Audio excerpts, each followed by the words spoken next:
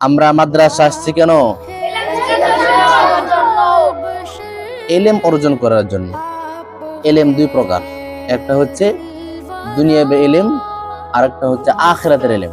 সর্বশ্রেষ্ঠ ইলম হলো আখিরাতের ইলম। হাদিসের মধ্যেও আসছে, হুজুর পাক সাল্লাল্লাহু আলাইহি সাল্লাম ইরশাদ করেছেন, খায়রুকুম মান তাআল্লামাল কুরআনা ওয়া আল্লামা।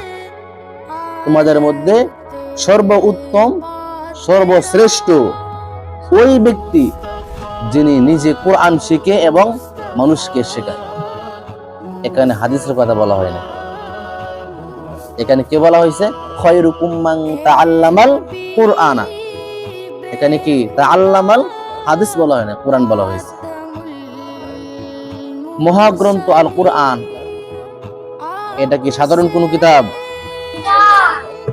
স্বয়ং আল্লাহ তাআলার বাণী, আল্লাহ তাআলার কথা। যারা কোরআনে হাফেজ হবে কাল কিয়ামতের ময়দানে ৬,৬৬৭ তালা জান্নাত আল্লাহ তাআলা তাদেরকে দান করবে।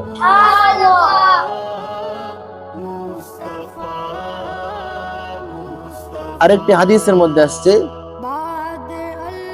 তালাবুল ইলমি ফারিদাতুন আলা কুল্লি মুসলিম ক্বালা নবী সাল্লাল্লাহু আলাইহি ওয়াসাল্লাম। হুজুর পাক সাল্লাল্লাহু আলাইহি ওয়াসাল্লাম ইরশাদ করেছেন, দ্বীনি ইলম শিক্ষা করা প্রত্যেক মুসলমানের উপর ফরজ। আমরা যে কালাম শিখতে আসছি, রাতের পর রাত দিনের পর দিন না খেয়ে না ঘুমিয়ে চেষ্টা মেহনত আমরা করে যাচ্ছি।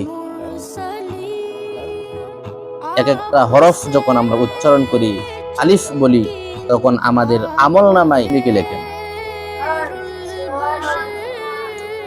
এখন যদি পড়েন আলিফ লাম মিম, হরফ কয়টা হলো? 3টা, তাই না? 3টা হরফ পড়লে